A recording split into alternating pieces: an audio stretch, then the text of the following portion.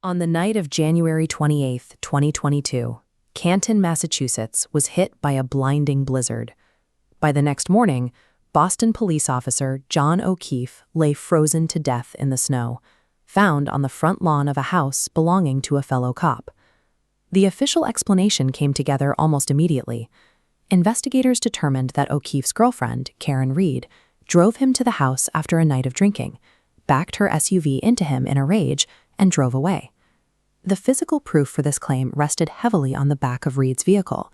Police reported a cracked rear taillight, arguing she struck O'Keefe at 24 miles per hour, knocking him unconscious into the freezing storm. To the public, it was presented as a tragic, neatly packaged case of vehicular manslaughter, an open and shut investigation that was supposed to end with a swift conviction. But the town of Canton didn't close the book. Instead, the streets filled with massive protests, barricades, and citizens demanding answers from their own police department. The outrage erupted because independent forensic analysts looked at the exact same physical evidence the police used and realized the math didn't add up. To understand why a highly publicized murder trial ended in a deadlock, we have to look past the courtroom drama and test the police department's physical and digital data for ourselves. We start with the primary mechanical claim, a 24-mile-per-hour blunt force strike from a heavy SUV. When independent medical experts reviewed John O'Keefe's autopsy reports, they mapped the trauma against the physics of a car crash.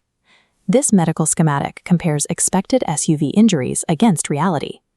A bumper leaves a wide impact zone, but O'Keefe's arm had parallel punctures, matching dog bites. The property owner owned a German Shepherd. Additionally, severe facial trauma and bruised knuckles indicate a brutal, close-quarters brawl. Then we have the timeline. The official police sequence states that O'Keefe lay hidden in the blizzard, undiscovered by anyone, until his body was found at 6 in the morning.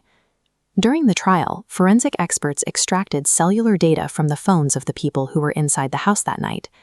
This digital timeline reveals a massive anomaly. At exactly 2:27 a.m., someone inside the house Googled, "How long to die in cold?" They researched the mechanics of freezing to death hours before anyone officially realized a man lay outside in the snow. That single timestamp breaks the structural integrity of the prosecution's timeline. It requires us to believe in a coincidence so large that the entire official sequence of events collapses. Because the physical wounds and the digital timestamps disprove the vehicular manslaughter theory, the defense presented a counter-narrative. They argue O'Keefe didn't stay outside. He walked inside, got into a violent altercation with the people there, and was attacked by the family dog. In this sequence, after the fight escalated out of control, the people inside dragged O'Keefe onto the front lawn, knowing the raging blizzard would rapidly drop his body temperature and bury the evidence under a foot of snow. This sequence directly accounts for the defensive wounds, the dog bites on the arm, and a panicked 2:27 a.m. Google search about freezing times. When confronted with this exact data, the jury couldn't reach a consensus. The prosecution couldn't prove the car crash, the defense pointed to the house, and the judge was forced to declare a mistrial. Outside the courtroom, Karen Reed became a viral lightning rod for people who see her as a citizen fighting back against an impenetrable local government. A failed forensic investigation carries a massive human cost that persists long after the viral headlines fade. Quiet, respectful